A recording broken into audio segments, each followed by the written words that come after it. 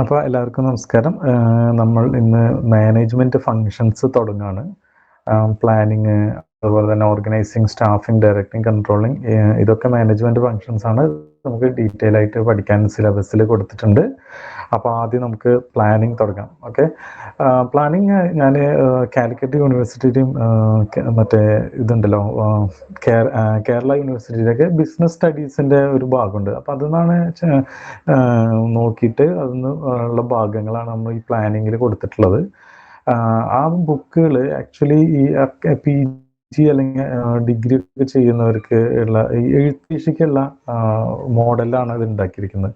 അപ്പോൾ പരമാവധി നമ്മുടെ ഒരു ഒബ്ജക്റ്റീവ് ടൈപ്പിലേക്ക് എങ്ങനെ ക്വസ്റ്റ്യൻ വരാം എന്നുള്ള രീതിയിലേക്ക് മാറ്റിയിട്ടുണ്ട്. പക്ഷെ എന്നാലും കുറേ സ്ഥലങ്ങളിൽ ഇപ്പോൾ നമുക്ക് നോക്കുകയാണെങ്കിൽ ഫീച്ചേഴ്സ് ഓഫ് പ്ലാനിങ്, അതുപോലെ ഇമ്പോർട്ടൻസ് ഓഫ് പ്ലാനിങ്, ഇതൊക്കെ അവർക്ക് വരുന്നതാണ്. ഇപ്പോൾ എക്സ്പ്ലെയിൻ ഫീച്ചേഴ്സ് ഓഫ് പ്ലാനിങ് എന്ന് പറഞ്ഞിട്ട് വേണമെങ്കിൽ 5-10 മാർക്കിനൊക്കെ അപ്പോൾ ആ രീതിയിൽ വരുന്ന ടൈപ്പാണ് പുസ്തകങ്ങളുള്ളത്. ആ പുസ്തകങ്ങളിൽ നിന്നാണ് നമുക്കും ക്വസ്റ്റ്യൻസ് വരാൻ സാധ്യത ഉള്ളതുകൊണ്ട് ആ ഒരു എന്താ പറയുക, 2 മെത്തേഡ് തമ്മിൽ പരമാവധി ഞാൻ എന്താ പറയുക സിങ്ക് ചെയ്യാൻ നോക്കിയിട്ടുണ്ട്. നിങ്ങളോടും ഇപ്പോൾ പറയാനുള്ളത് അതാണ്. അതായത് ഈ നമ്മളിപ്പോൾ എടുക്കുന്ന ഈ മെറ്റീരിയൽ ഏകദേശം ആ ഒരു ടൈപ്പിലുള്ളതാണ്. ഇത് നിങ്ങളുടെ ഒരു അസംഷൻ, ഇതാണ് ഒരു ഡിസ്ക്രിപ്ഷനാണ് എങ്ങനെയാണ് ഇത് പഠിക്കേണ്ടത് എന്നുള്ളത്. ഓക്കെ, പ്ലാനിങ് കമ്പാരിറ്റീവ്ലി വളരെ എളുപ്പമാണ്. അതിൽ നമുക്ക് അറിയാവുന്ന കാര്യങ്ങൾ തന്നെയാണ്. ചില ഇൻ്റർചേഞ്ചബിൾ ആയിട്ട് നമ്മൾ യൂസ് ചെയ്യുന്ന, ജനറലി നമ്മൾ യൂസ് ചെയ്യുന്ന ചില വാക്കുകളുടെ ക്ലിയർ ആയിട്ടുള്ള ഡെഫിനിഷനും, അതുപോലെ അത് രണ്ടും തമ്മിലുള്ള വ്യത്യാസങ്ങൾ, ഇപ്പോൾ ഉദാഹരണത്തിന് റൂളും പോളിസിയും തമ്മിലുള്ള വ്യത്യാസം, സ്ട്രാറ്റജിയും ഒബ്ജക്റ്റീവും തമ്മിലുള്ള വ്യത്യാസം, ഇതൊക്കെ നമ്മൾ ഈ ഒരു പ്ലാനിങ് എന്നുള്ള ഭാഗം പഠിക്കുമ്പോൾ നമുക്ക് ഏകദേശം ഒരു ധാരണ കിട്ടണം. ഇതാണ് സ്ട്രാറ്റജി, ഇതാണ് റൂള്, ഇതാണ് മെത്തേഡ്, ഇതാണ് പ്രൊസീജിയർ. ഓക്കെ, അപ്പോൾ അത് വളരെ ജനറൽ ആയിട്ടുള്ള കാര്യങ്ങൾ തന്നെയാണ്. അതൊരു വലിയ ടെക്നിക്കലായിട്ട് ഒന്നും നമുക്ക് ഈ മൊഡ്യൂളിൽ ഞാൻ കൊടുത്തിട്ടില്ല. ചില കാര്യങ്ങളൊക്കെ പ്ലാനിങ്ങിൽ വരുന്നത് ഈ എൻവയൺമെന്റ് അനാലിസിസ് പോലെ, പസിൽ, അതുപോലെ SWOT അനാലിസിസ്, അങ്ങനത്തെ അനാലിസിസുകളൊക്കെയാണ് കുറച്ച് ടെക്നിക്കലായിട്ട് വരുന്നത്. അത് ഞാൻ ഒഴിവാക്കിയിട്ടുണ്ട്. കാരണം അത് അത്രയും നമുക്ക് ഡീപ്പായിട്ട് പഠിക്കേണ്ടതില്ല. ഈ ഒരു പ്രിൻസിപ്പിൾസ് ഓഫ് മാനേജ്മെൻറ്റിൽ നമ്മൾ അത്രയും ഡീപ്പായിട്ട് നമ്മൾ ഒരു മാനേജ്മെൻറ്റ് ഡിഗ്രി എടുക്കാനല്ലല്ലോ നമ്മൾ പോകുന്നത്. ഓക്കെ, അപ്പോൾ ഇങ്ങനെ ഒരു ഇൻട്രൊഡക്ഷൻ പറഞ്ഞ് നമുക്ക് തുടങ്ങുകയാണ് മാനേജ്മെൻറ്റ് ഫങ്ഷൻസ്. ആദ്യത്തെ ഇന്ന് നമ്മൾ പ്ലാനിങ് എടുക്കുന്നത്, മറ്റുള്ള ക്ലാസ്സുകൾ വഴിയെടുക്കാം. ഓക്കെ, പ്ലാനിങ് എന്താണെന്ന് നമുക്ക് നോക്കാം.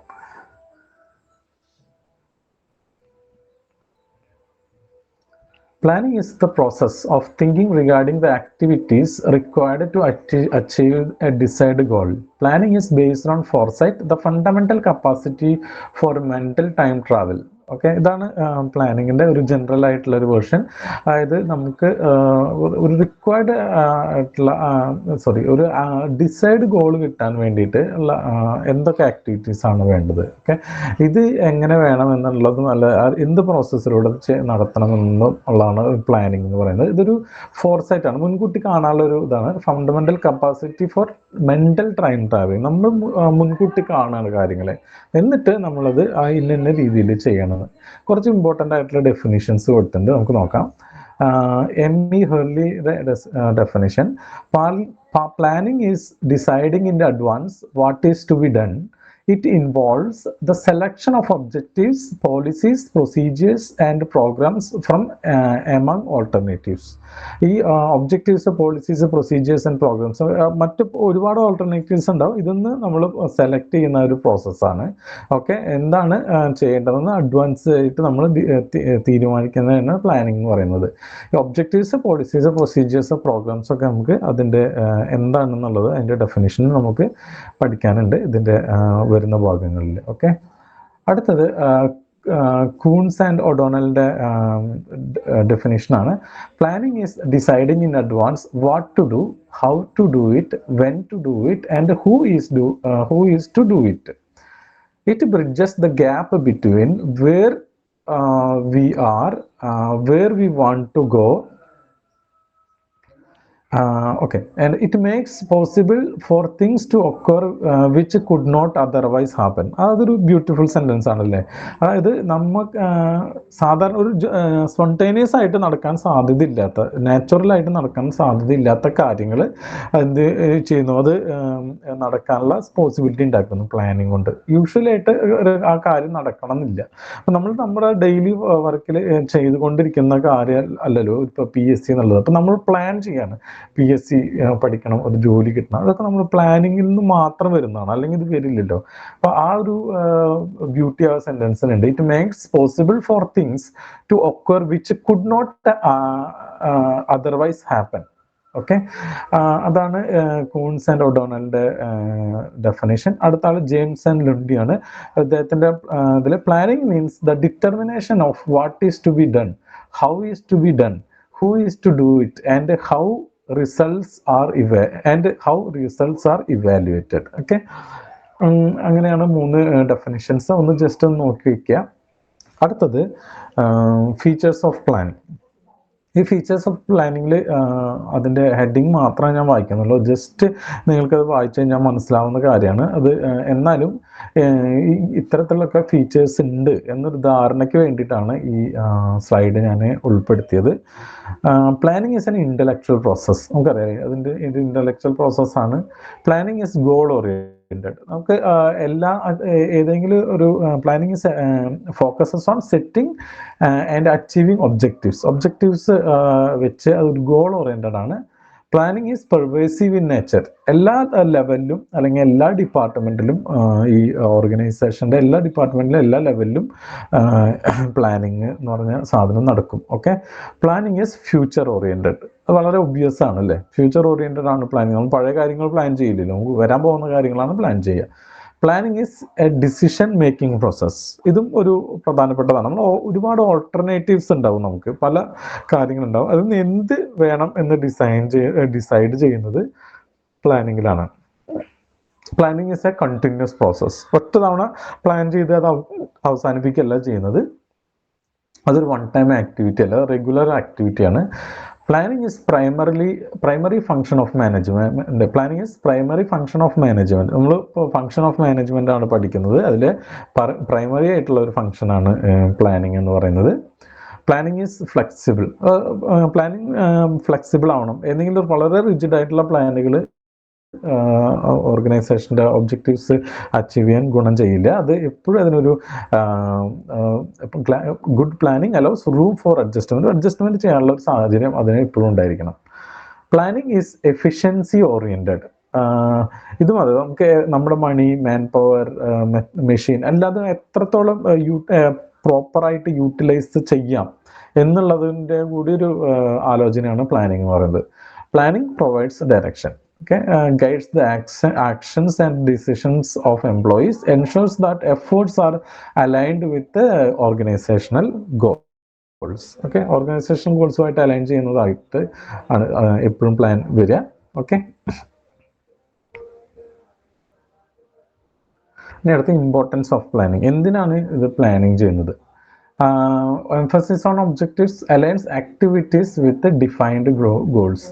പിന്നെ അതുപോലെ മിനിമൈസ് അൺസർട്ടനിറ്റി ഇല്ലാതായിരിക്കും. Prepares of future changes and challenges. എല്ലാത്തിനും എങ്ങനെ നേരിടണമെന്ന് ഒരു ധാരണ നമുക്ക് പ്ലാനിങ് തരും. Economic operation ensures optimal use of resources. ഒരു പ്ലാൻ എങ്കിലാണ് നമുക്ക് എന്ത് റിസോഴ്സും പ്രോപ്പറായിട്ട് യൂസ് ചെയ്യാൻ പറ്റുള്ളൂ. അതല്ലെങ്കിൽ നമ്മൾ ഒരു അനാവശ്യമായിട്ട് ഉള്ള റിസോഴ്സ് യൂട്ടിലൈസേഷൻ വരും. Effective coordination unifies effort across department. എല്ലാവർക്കും ഒരു സെയിം പ്ലാൻ കൊടുത്തു കഴിഞ്ഞാൽ അതിൻ്റെ എല്ലാവർക്കും ധാരണ ഉണ്ടായിരിക്കും എങ്ങനെയാണ് ചെയ്യേണ്ടതെന്ന്. ഇതൊരു കോർഡിനേഷന് വലിയ ഗുണമായിട്ട് മാറും.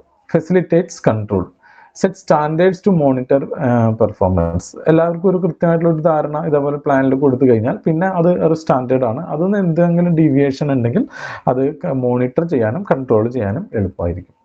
Encourages innovation and creativity, stimulate new ideas and solutions.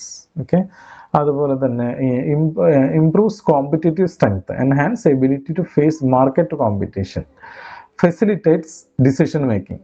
Planning ആണ് ഈ ഡിസിഷൻ മേക്കിങ്ങിന് ഫെസിലിറ്റേറ്റ് ചെയ്യുന്നത്. Helps motivation, gives purpose and direction to employees. Okay, ഇതാണ് ഇമ്പോർട്ടൻസ് ഓഫ് പ്ലാനിങ്. ഇനി നമുക്ക് സ്റ്റെപ്സ് ഇൻ പ്ലാനിങ് പ്രോസസ്സ്. എനിക്ക് തോന്നുന്ന 2 കാര്യങ്ങളാണ് പ്രധാനപ്പെട്ടതായിട്ട് പ്ലാനിങ്ങിൽ പഠിക്കാനുള്ളത്. ഒന്ന് ഈ സ്റ്റെപ്സ് ഇൻ പ്ലാനിങ്, പിന്നെ രണ്ടാമത്തത് ടൈപ്സ് ഓഫ് പ്ലാനിങ്. ഓക്കെ, ഇത് രണ്ടും ഒന്ന് കുറച്ചുകൂടി കൂടുതൽ ഫോക്കസ് ചെയ്യാം. മറ്റുള്ളത് ഒരു ധാരണയ്ക്ക് വേണ്ടിയിട്ടാണ് നമ്മൾ ഇതൊക്കെ പഠിക്കുന്നത്. ഓക്കെ, ഏതെങ്കിലും തരത്തിൽ പ്ലാനിങ്ങിനെ കുറിച്ച് തിരിച്ചും മറിച്ചൊക്കെ ക്വസ്റ്റ്യൻ വന്നു കഴിഞ്ഞാൽ നമുക്ക് അത് ആൻസർ ചെയ്യാൻ പര്യാപ്തമാവുന്ന രീതിയിൽ അതിനെ ഡീറ്റെയിൽ ആയിട്ട് പഠിക്കുന്നതുകൊണ്ടാണ് ഈ ഫീച്ചേഴ്സും അതുപോലെ ഇമ്പോർട്ടൻസും ഒക്കെ ഞാൻ ഈ സ്ലൈഡുകളിൽ പെടുത്തുന്നത്. ഓക്കെ, അപ്പോൾ സ്റ്റെപ്സ് ഇൻ പ്ലാനിങ് വളരെ ഇമ്പോർട്ടൻ്റ് ആണ്, നമുക്ക് പഠിക്കാം. First, establishing objectives. ആദ്യം നമുക്ക് വളരെ ക്ലിയർ ആയിട്ടുള്ള, സ്പെസിഫിക് ആയിട്ടുള്ള, മെഷറബിൾ ആയിട്ടുള്ള ഒബ്ജക്റ്റീവ്സ് സെറ്റ് ചെയ്യണം. ഓക്കെ, അപ്പോൾ ഇത് എന്തിനാണെന്ന് വെച്ച് കഴിഞ്ഞാൽ ഓർഗനൈസേഷൻ എന്താണ് അച്ചീവ് ചെയ്യാൻ ശ്രമിക്കുന്നത്, ഓക്കെ, അതുപോലെ തന്നെ എവിടേക്കാണ് അച്ചീവ് ചെയ്യാൻ ശ്രമിക്കുന്നത്, പിന്നെ അതുപോലെ തന്നെ എല്ലാ പ്ലാനിങ് എഫേർട്സിനും ഗൈഡ് ചെയ്യും. ഒരു ക്ലിയർ ആയിട്ടുള്ള ഒരു ഒബ്ജക്റ്റീവ്സ് ഇല്ലെങ്കിൽ എന്തെങ്കിലും പ്ലാനിങ് അതിൻ്റെ ഫോക്കസും ഡയറക്ഷനും നഷ്ടപ്പെടും. ഓക്കെ, അടുത്തത് ഇതാണ് ഫസ്റ്റ് ഒബ്ജക്റ്റീവ്സ് എസ്റ്റാബ്ലിഷ് ചെയ്യുക. മറ്റേത് ഡെവലപ്പിംഗ് പ്ലാനിങ് പ്രിമൈസസ്. എന്താണ് പ്ലാനിങ് പ്രിമൈസസ് എന്ന് പറഞ്ഞു കഴിഞ്ഞാൽ, the steps involves identifying the conditions and assumptions under which the plan will operate. This may include forecast of market trends, economic conditions, resource availability, legal constraints. Planning premises help prepare for uncertainties and set a realistic expectation.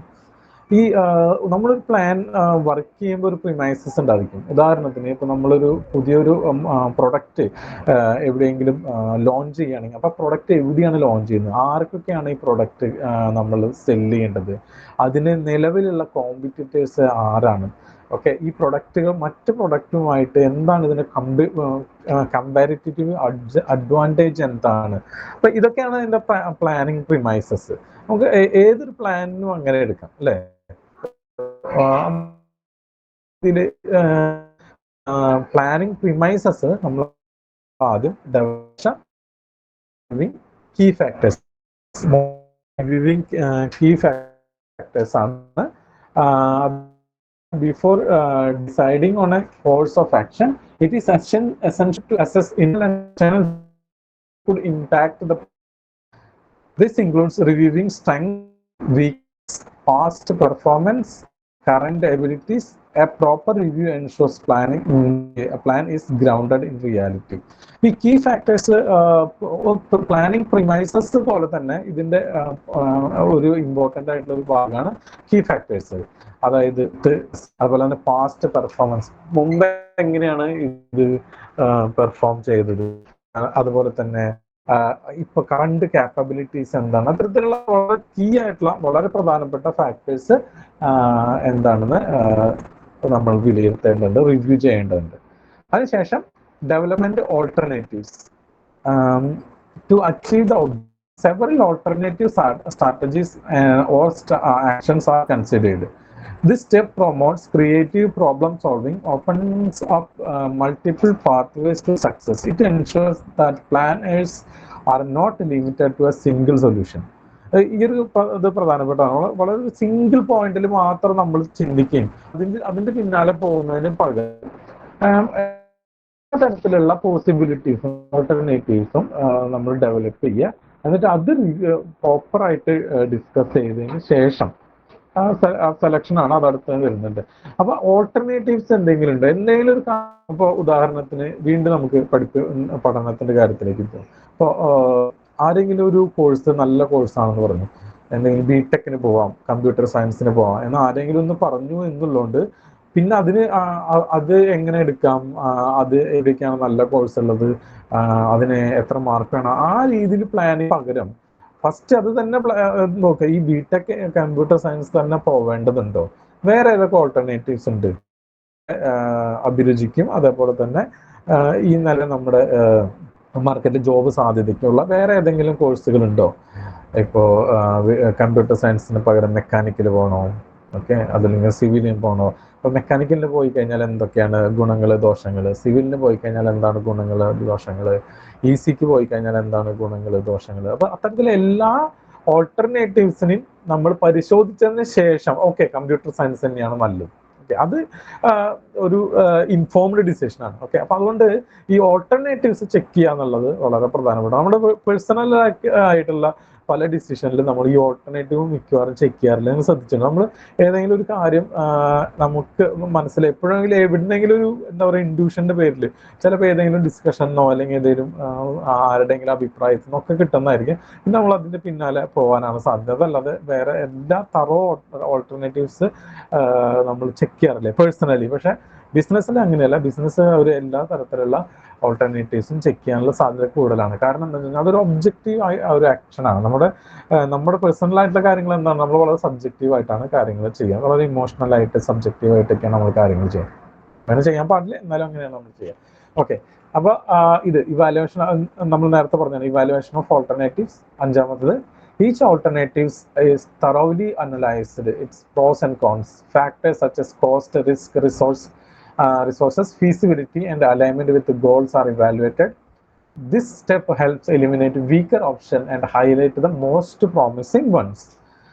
നേരത്തെ നമ്മൾ പറഞ്ഞ പോലെ തന്നെ അതിന്റെ cost, risk, അതിന്റെ resource availability അല്ലെങ്കിൽ റിസോഴ്സിന്റെ utilisation, feasibility, അതുപോലെ തന്നെ നമ്മുടെ ഗോളുകളായിട്ട് അത് അലൈൻ ചെയ്ത് പോകുന്നുണ്ടോ, ഇതൊക്കെ നോക്കിയിട്ട് അതിൽ വീക്കർ ആയിട്ടുള്ള ഓപ്ഷൻസ് ഒക്കെ എലിമിനേറ്റ് ചെയ്തതിന് ശേഷം ഏറ്റവും പ്രോമിസിങ് ആയിട്ടുള്ളത് ഹൈലൈറ്റ് ചെയ്യുക. അതാണ് അഞ്ചാമത്തെ step.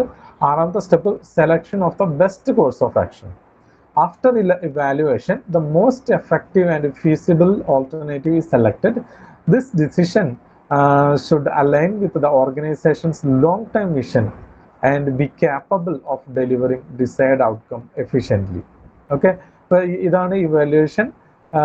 Most effective and feasible alternative select ചെയ്യുക. Decision should align with the organization's long-term vision and be capable of delivering desired outcome efficiently. അതുപോലെ തന്നെ ഫോർമുലേറ്റിംഗ് ഡെറിവേറ്റീവ് പ്ലാൻസ്. അപ്പോൾ നമ്മൾ ഏറ്റവും ബെസ്റ്റ് കോഴ്സ് ഓഫ് ആക്ഷൻ നമ്മൾ സെലക്ട് ചെയ്തു ഓൾട്ടർനേറ്റീവ്സിന്. അതിനുശേഷം ഇപ്പോൾ നമുക്കറിയാം ഇന്ന കാര്യമാണ് ചെയ്യുന്നത്. അപ്പോൾ അതിന് ഡെറിവേറ്റീവ് പ്ലാൻസുകൾ ഉണ്ടായിരിക്കും. ഡെറിവേറ്റീവ് പ്ലാൻസ് എന്ന് പറഞ്ഞാൽ once the main plan is chosen, supporting plans are created to address specific areas like finance, marketing, human resources, etc.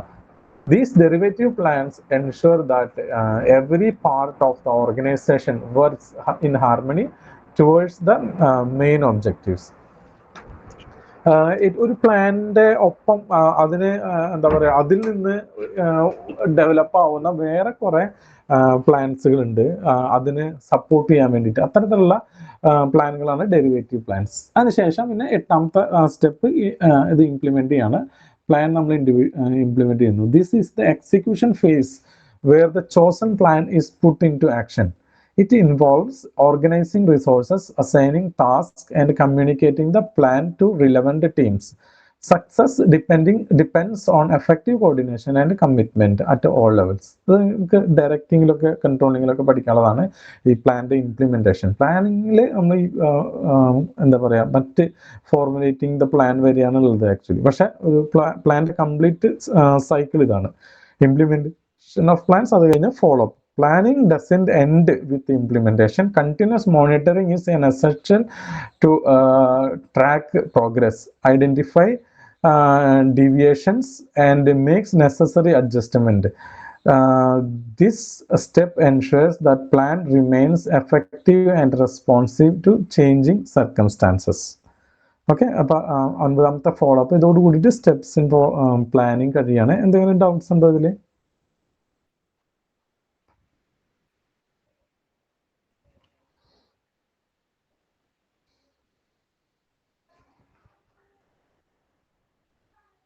Okay, ഒന്നുമില്ലാതിരിക്കുന്നു.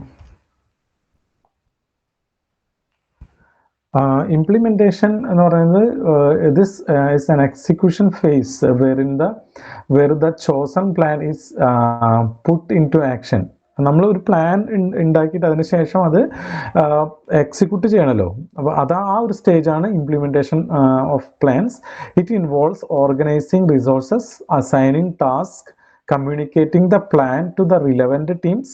Success depends on the effective coordination and commitment at all levels. അപ്പോൾ ആ ഒരു face ഉണ്ടല്ലോ, അപ്പോൾ നമ്മൾ plan already finalise ചെയ്തു, അതിനുശേഷം പിന്നെ ഇതിന് വേണ്ടിയിട്ടുള്ള റിസോഴ്സ് ഓർഗനൈസ് ചെയ്തു, എന്നിട്ട് ടാസ്ക് ആരൊക്കെയാണ് ചെയ്യേണ്ടതെന്ന് കൊടുത്തു, അതിനുശേഷം അതിൻ്റെ റിലവൻ്റ് ആയിട്ടുള്ള ടീമുകൾക്ക് എല്ലാവർക്കും അതിൽ കമ്മ്യൂണിക്കേറ്റ് ചെയ്തു.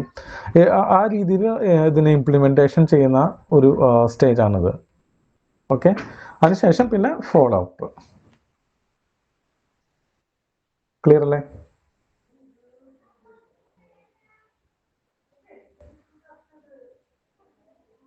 ഓക്കെ, ഇനി നമുക്ക് പഠിക്കാനുള്ള അടുത്തൊരു ഇമ്പോർട്ടൻ്റ് ഇതാണ് പ്ലാൻസിൽ ടൈപ്സ് ഓഫ് പ്ലാൻ. ഈ പ്ലാൻ എന്ന് പറഞ്ഞു കഴിഞ്ഞാൽ നമുക്ക് ഒരൊറ്റ പ്ലാൻ ഉണ്ടാക്കുന്ന, നമ്മൾ വീടിനൊരു പ്ലാൻ ഉണ്ടാക്കില്ല, അതുപോലെയല്ല ഓർഗനൈസേഷനിലെ പ്ലാനിങ് എന്ന് പറയുന്ന പ്രോസസ്സ് നടക്കുന്നത് ഒരുപാട് പല ഘട്ടങ്ങളായിട്ട് പല രീതിയിലാണ്. അതിൽ കൊടുത്തിരിക്കുന്ന കാര്യങ്ങൾ, അപ്പോൾ ഒന്ന് ഒബ്ജക്റ്റീവ് സെറ്റ് ചെയ്യുക, അതുപോലെ തന്നെ ഗോൾസ് സെറ്റ് ചെയ്യുക. അപ്പോൾ ഒബ്ജക്റ്റീവും ഗോൾസും തമ്മിൽ വ്യത്യാസമുണ്ട്. അതുപോലെ സ്ട്രാറ്റജീസ് ബിൽഡ് ചെയ്യുക, പോളിസീസ് ഫോം ചെയ്യുക, പ്രൊസീജിയേഴ്സ് എസ്റ്റാബ്ലിഷ് ചെയ്യുക.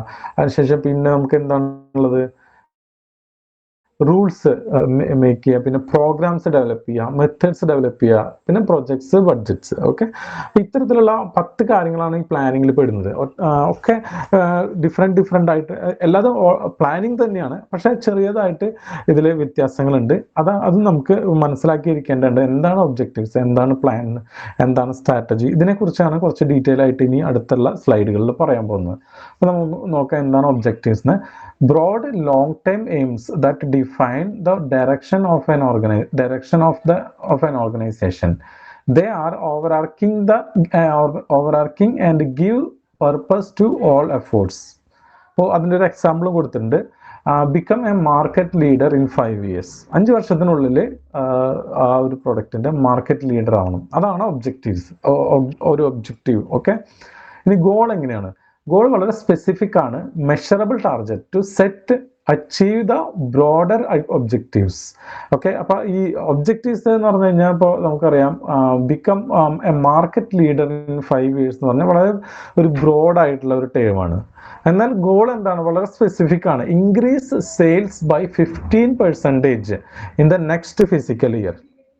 അത് വളരെ ക്ലിയർ അല്ലേ? അപ്പം അതായത് സെയിൽസ് ഇപ്പം എത്രയാണോ ഉള്ളത് നമുക്കറിയാം, അതിന്ന് 15% കൂട്ടണം അടുത്ത ഫിസിക്കൽ ഇയറിൽ. അപ്പോൾ അത് ആ ഗോൾസ് വളരെ സ്പെസിഫിക് ആണ്, മെഷറബിൾ ആണ്. ഓക്കെ, അത് നമുക്ക് ഡീറ്റെയിൽ ആയിട്ട് നമുക്ക് പഠിക്കാം. അടുത്തത് strategies. Plan of actions designed to achieve long time objectives. They provide a framework for making major decisions. Okay, plans of action designed to achieve long-term objectives. They provide a framework for making major decision. Diversifying, and അതിൻ്റെ example ആണ് കൊടുത്തിരിക്കുന്നത്. Diversifying product lines to reduce market risk. ഇത് എന്താ പറയണമെന്ന് വിചാരിച്ചു കഴിഞ്ഞാൽ, ഇപ്പോൾ ഈ ലോങ് ടൈം ഒബ്ജക്റ്റീവ്സ് നമുക്ക് എന്താ പറയുക അച്ചീവ് ചെയ്യണമെങ്കിൽ കുറച്ച് ഡിസിഷൻ നമ്മൾ വളരെ ടാക്റ്റിക് ആയിട്ടുള്ള ഡിസിഷൻ എടുക്കണം. ഓക്കെ, അതുപോലെ തന്നെ ഒരു ഫ്രെയിം വർക്കിൻ്റെ ഉള്ളിലാണ് എടുക്കുന്നത്. ഈ ഉദാഹരണം തന്നെ നോക്കൂ. Diversifying product lines to reduce market risk. അതായത് പലതരത്തിലുള്ള പ്രൊഡക്റ്റ് ഉണ്ടാക്കുക. ഒറ്റ പ്രൊഡക്റ്റാണ് ഉണ്ടാക്കുന്നത് വിചാരിക്കുക. പെട്ടെന്ന് ആ പ്രൊഡക്റ്റിന് വലിയൊരു കോമ്പറ്റീറ്റർ വന്നു, അതല്ലെങ്കിൽ ആ പ്രൊഡക്റ്റ് ചിലപ്പോൾ ഉപയോഗിക്കാതാവും, അതല്ലെങ്കിൽ ആ സാധനം ഉപയോഗിച്ചുകൊണ്ടിരിക്കുന്നതിൻ്റെ ഒരു ഓൾട്ടർനേറ്റീവിന് പെട്ടെന്ന് വില കുറയും. അപ്പോൾ ആ സമയത്ത് എന്തുണ്ടായിരിക്കും? കമ്പനിയുടെ എക്സിസ്റ്റൻസ് തന്നെ ഒരു പ്രശ്നത്തിലാവും. അപ്പോൾ അതുകൊണ്ട് അതിനെങ്ങനെ മറികടക്കുന്നത്? ഡൈവേഴ്സിഫൈങ്, വേറെ പ്രൊഡക്റ്റുകൾ ഉണ്ടാക്കുക, വേറെ തരത്തിലുള്ള സാധനങ്ങൾ ഉണ്ടാക്കുക. അപ്പോൾ എന്താ ഉണ്ടാവുക വെച്ച് കഴിഞ്ഞാൽ, ഏതെങ്കിലും ഒരു പ്രൊഡക്റ്റ് മാർക്കറ്റിൽ ഡിമ്മായാലോ അല്ലെങ്കിൽ അത് ഫ്ലോപ്പായാലോ വേറെ ഏതെങ്കിലുമൊക്കെ കയറി ആ കമ്പനീനെ സസ്റ്റെയിൻ ചെയ്യിപ്പിക്കാൻ സാധിക്കും. അതൊരു സ്ട്രാറ്റജിയാണ്. ഇതേപോലെ പലതരത്തിലുള്ള സ്ട്രാറ്റജികൾ അവർക്ക് ഉപയോഗിക്കാൻ പറ്റും. അടുത്തത് procedures. Step by step instructions on how to carry out a specific task, also called standard operating procedures. ഇത് വളരെ ഈസിയാണ്. പ്രൊസീജിയേഴ്സ് എന്ന് പറഞ്ഞാൽ എന്തെങ്കിലും ഒരു കാര്യം ചെയ്യണമെങ്കിൽ ഒരു പ്രത്യേക ഒരു ടാസ്ക് ആണെങ്കിൽ അപ്പൊ അതിനൊരു step by step instruction already provide ചെയ്യാം എല്ലാ എംപ്ലോയീസിനും. അപ്പൊ അവർക്കറിയാം ഇന്ന കാര്യം വരുമ്പോൾ ഈ രീതിയിലാണ് ചെയ്യേണ്ടത്, ആദ്യം ഇത് ചെയ്യുക, ആദ്യം രണ്ടാമത് അടുത്ത് ചെയ്യുക. ഓക്കെ, ഒരു ആക്സിഡന്റ് കേസ് വരുമ്പോൾ നമുക്ക് അറിയാലോ, ആദ്യം അവിടുത്തെ ഒരു കാഷ്വാലിറ്റീസിലാണെങ്കിൽ ആദ്യം അവർക്കുള്ള ട്രോളി, ബെഡ് പോലത്തെ സാധനം കൊടുക്കുക. അതിനുശേഷം അത് വരുമ്പോൾ തന്നെ ഈ ചിലപ്പോൾ ഒരു പ്രൊസീജിയർ ഉണ്ടായിരിക്കും, അവിടുത്തെ വാച്ച്മാനോ അല്ലെങ്കിൽ റിസപ്ഷനിസ്റ്റോ ചെയ്യേണ്ടത്. അവർ ഉടനെ തന്നെ ഡോക്ടേഴ്സിനെ അലർട്ട് ചെയ്യാൻ വേണമെങ്കിൽ ഒരു പ്രൊസീജിയർ സെറ്റ് ചെയ്യാം. ഓക്കെ, അപ്പോൾ അതുപോലെ തന്നെ ബ്ലഡ് ബാങ്ക്, ഇവരുടെ അടുത്തൊക്കെ ഇങ്ങനെ ഇത് അലർട്ട് ചെയ്യാൻ പറ്റും. ഞാൻ പറയാണ്, എനിക്ക് അങ്ങനെ ഒരു പ്രൊസീജിയർ ഉണ്ടോന്ന് അറിയില്ല. അപ്പോൾ ഈ ഒരു പ്രൊസീജിയർ ഓൾറെഡി സെറ്റ് ചെയ്ത് റിസപ്ഷനിസ്റ്റിനോ അല്ലെങ്കിൽ ഒരു വാച്ച്മാനോ കൊടുത്തു കഴിഞ്ഞാൽ പിന്നെ അവർക്ക് കൺഫ്യൂഷൻ ഇല്ല ഏത് തരത്തിലുള്ള കേസ് വന്നാലും. അപ്പോൾ അവർക്ക് അത് ഹാൻഡിൽ ചെയ്യാൻ, ഓക്കെ ഫസ്റ്റ് സ്റ്റെപ്പ് ഇന്ന കാര്യം ചെയ്യുക, രണ്ടാമത്തെ സ്റ്റെപ്പ് ഇന്ന കാര്യം ചെയ്യുക, മൂന്നാമത്തെ സ്റ്റെപ്പ് ഇന്ന കാര്യം ചെയ്യുക, അത് കഴിഞ്ഞാൽ അവർ പരിപാടി ചെയ്യും. ഓക്കെ, ഒരു കൺഫ്യൂഷൻ വളരെയധികം ഒഴിവാക്കാൻ പറ്റും. പിന്നെ അവരുടെ ക്രിയേറ്റിവിറ്റി ഒന്നും എടുത്ത് ചെയ്യേണ്ടതില്ല.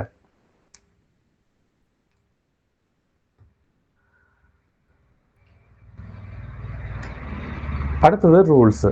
വളരെ ഫേമസ് ആണ്, നമുക്ക് എല്ലാവർക്കും അറിയാം. Strict and specific regulations that must be followed without exception. Example, no smoking in office premises. അത് റൂളായിട്ട് നമുക്ക് കണക്കാക്കാം. പിന്നെ പ്രോഗ്രാംസ് എന്ന് പറഞ്ഞു കഴിഞ്ഞാൽ comprehensive plans that include multiple related projects and activities.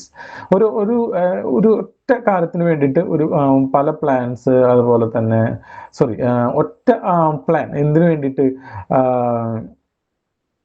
Projects, activities എല്ലാത്തിനും കൂടിയിട്ട്.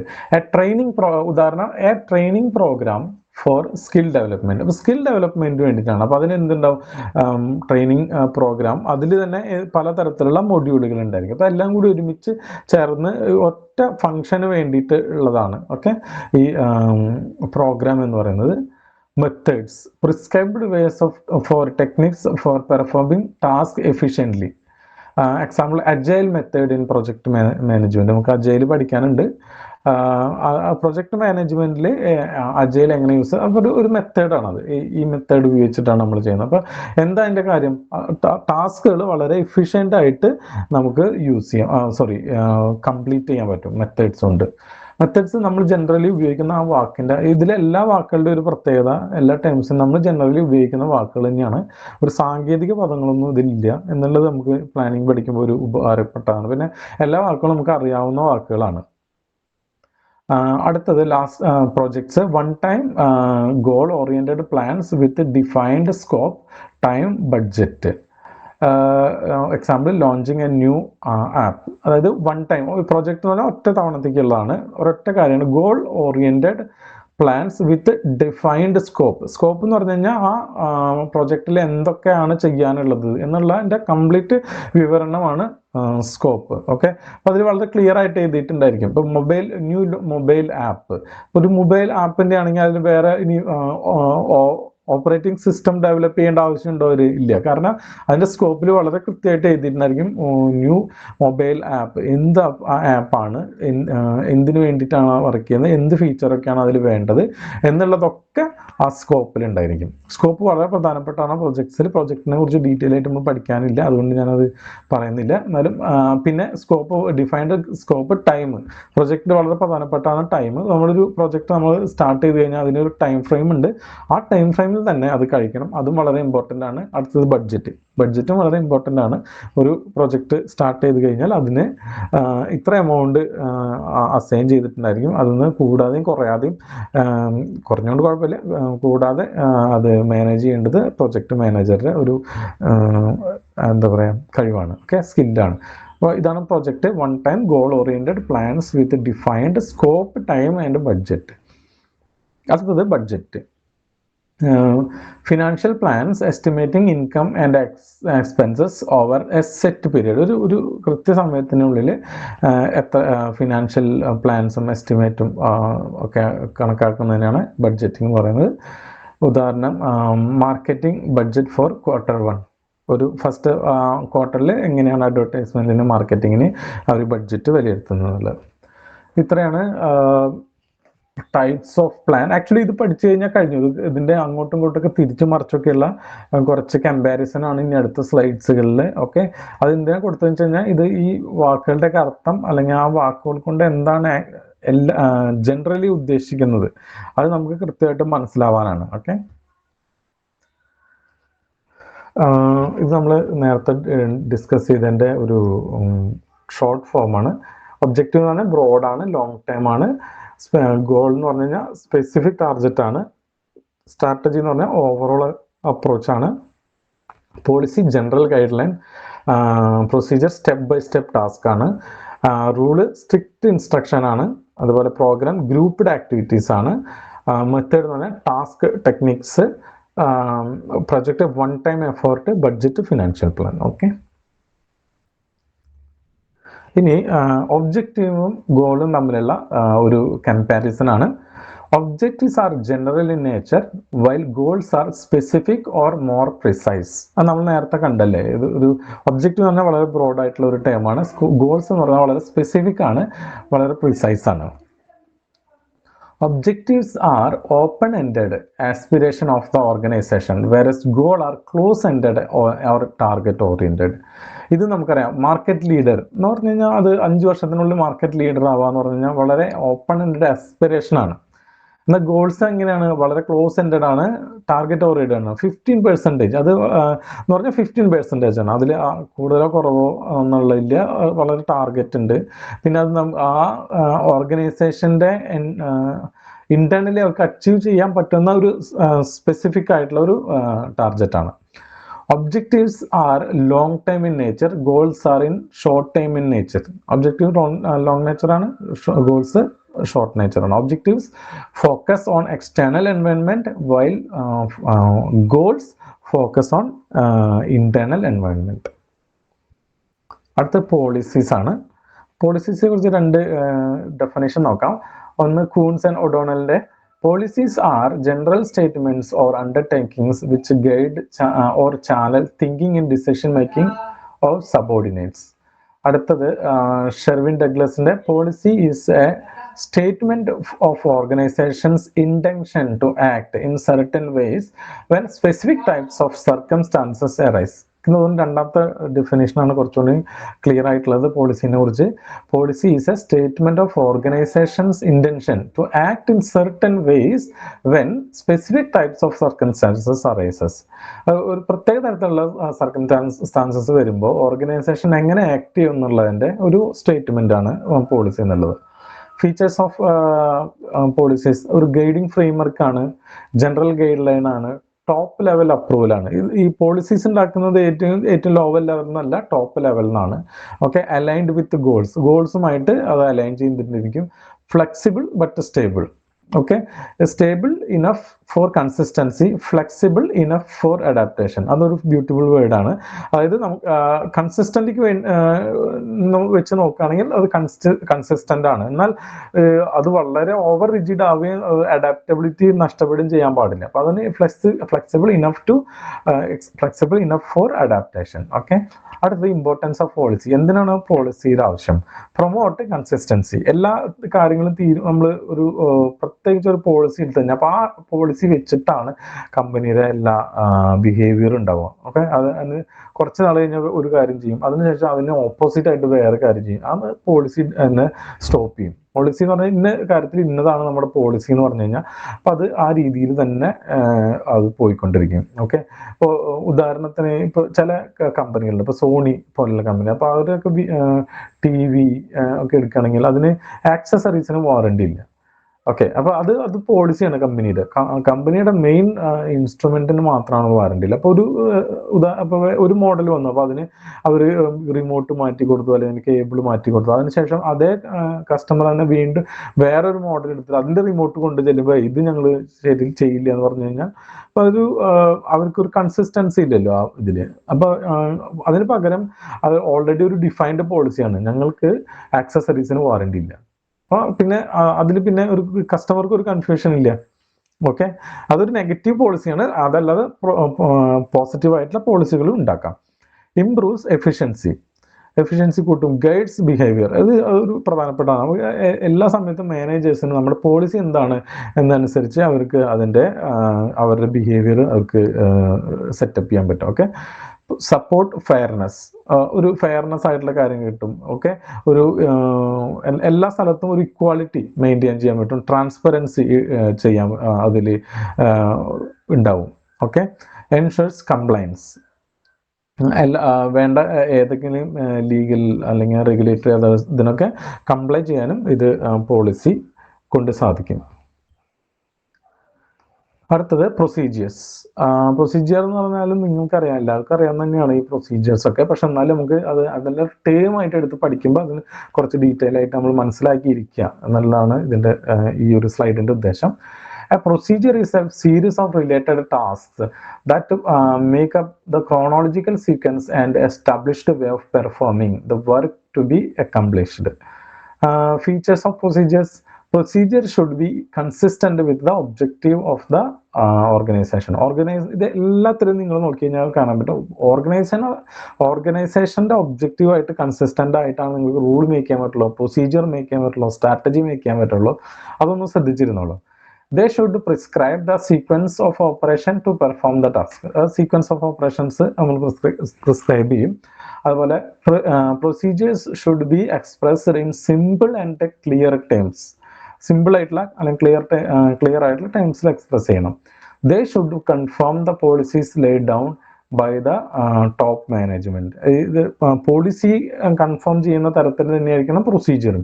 പ്രൊസീജിയർ വേറെ രീതിയിലും പോളിസി വേറെ രീതിയിലും ആവാൻ പാടില്ല. ഓക്കെ, കാരണം പോളിസി എന്താണോ അത് റിയൽ ടൈമിൽ നടക്കുന്ന പ്രൊസീജിയർ വഴിയാണ്. Procedure should be revised periodically അത് റിവൈസ് ചെയ്യേണ്ടതുണ്ട്. ഇമ്പോർട്ടൻസ് ഓഫ് പ്രൊസീജിയേഴ്സ് നമുക്ക് നോക്കാം. Procedures Leh down in advance the manner of doing different job. They facilitate the process of decision making. They relieve the managers of difficulty of decision making in recurring situation. അതും പ്രധാനപ്പെട്ടാണ്. Recurring സിറ്റുവേഷനിൽ വേറെ തീരുമാനങ്ങൾ എടുക്കേണ്ടതില്ല, procedure follow ചെയ്താൽ മതി. They provide consistency of action under repetitive situation. They help an organization to achieve a high level of performance. Procedures അതിൻ്റെ core ആയിട്ടുള്ള stress എവിടെയാണ് കൊടുക്കുന്നത്? റിപ്പീറ്റ് ആയിട്ടുള്ള റിക്കറിങ് ആയിട്ടുള്ള കാര്യങ്ങൾ എങ്ങനെ ചെയ്യേണ്ടത്, അതിൻ്റെ സ്റ്റെപ്പ് ബൈ സ്റ്റെപ്പ് ആയിട്ടുള്ള ഒരു ഇൻസ്ട്രക്ഷനാണ് പ്രൊസീജിയർ. അത് മനസ്സിലാക്കി വെച്ചാൽ പിന്നെ ബാക്കിയുള്ളതൊക്കെ നമുക്ക് അറിയാൻ പറ്റും, അത് ശ്രദ്ധിച്ചു കഴിഞ്ഞാൽ അറിയാൻ പറ്റും. ഇനി rules are rigid definite plans which specify what is to be done or not to be done in given situations, allowing no discretion. Rules are specific regulations that must be followed by employees in an organization. അത് rules എന്ന് പറഞ്ഞാൽ നമുക്ക് പിന്നെ അതിലൊരു description ഇല്ല, ചെയ്യരുത് എന്ന് പറഞ്ഞു കഴിഞ്ഞാൽ അത് ആ രീതിയിൽ ചെയ്യാൻ പാടില്ല, അല്ലെങ്കിൽ അതിനുള്ള പണിഷ്മെന്റുകളൊക്കെ ഉണ്ടാവും. ഈ റൂൾസും പോളിസിയും തമ്മിലുള്ള വ്യത്യാസം എന്താണെന്ന് നോക്കാം. Policy are guides to think ചെയ്യാനുള്ള ഗൈഡിങ് പ്രിൻസിപ്പിൾസ് ആണ് പോളിസിയിൽ. Rules are guides to behaviour, എങ്ങനെ ബിഹേവിയർ ചെയ്യണം എന്നുള്ളതിൻ്റെ ഒരു ഗൈഡാണ് rules. These policies are general statement, വളരെ ജനറൽ ആയിട്ടുള്ള സ്റ്റേറ്റ്മെന്റ് ആണ് policies. Rules are specific statements, rules എന്ന് പറഞ്ഞാൽ വളരെ സ്പെസിഫിക് ആണ്. അതുപോലെ തന്നെ policies lay down management attitude.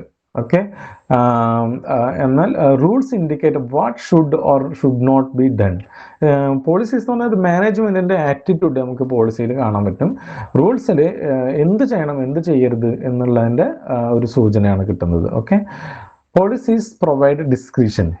Okay, അതുപോലെ തന്നെ rules provide no scope for discretion, അതൊരു ഡിസ്ക്രിഷന്റെ ഒരു എലമെന്റ് ഇല്ല റൂൾസിൽ. Okay, these are policies are flexible, rules are rigid, no exception or deviation. Okay, അടുത്തത് സ്ട്രാറ്റജി ആണ്.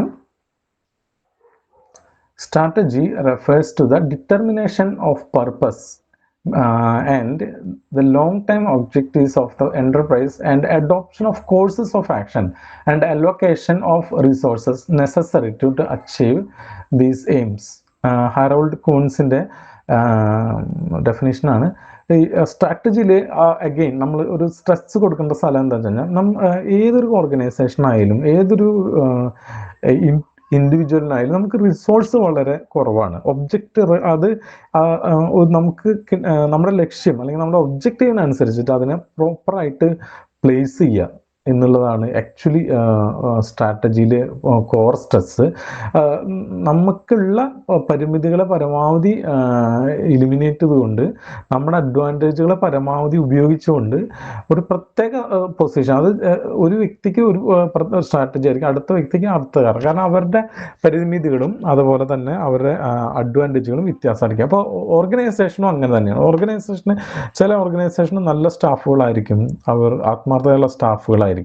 ചില കമ്പനികൾക്ക് അവർക്ക് വളരെ വലിയ ഇൻഫ്രാസ്ട്രക്ചർ ഉണ്ടായിരിക്കും. അപ്പോൾ ഏത് ആണ് കൂടുതൽ ഉപയോഗപ്പെടുത്തേണ്ടത്, ഏതാണ് കൂടുതൽ മെച്ചപ്പെടുത്തേണ്ടത് എന്നൊക്കെയുള്ള ഒരു ഡിസിഷൻ്റെ ഒരു അഡോപ്ഷനാണ് ആക്ച്വലി സ്ട്രാറ്റജിയിൽ വരുന്നത്. അങ്ങനെയാണ് നിങ്ങളൊരു ബെറ്റർ പ്ലേസ്മെൻറ്റിൽ എടുത്താൻ പറ്റുള്ളൂ ഒരു കോമ്പറ്റിറ്റീവ് ആയിട്ടുള്ള ഒരു എൻവയോൺമെൻറ്റിൽ. സ്ട്രാറ്റജിയുടെ ഫീച്ചേഴ്സ് നോക്കാം.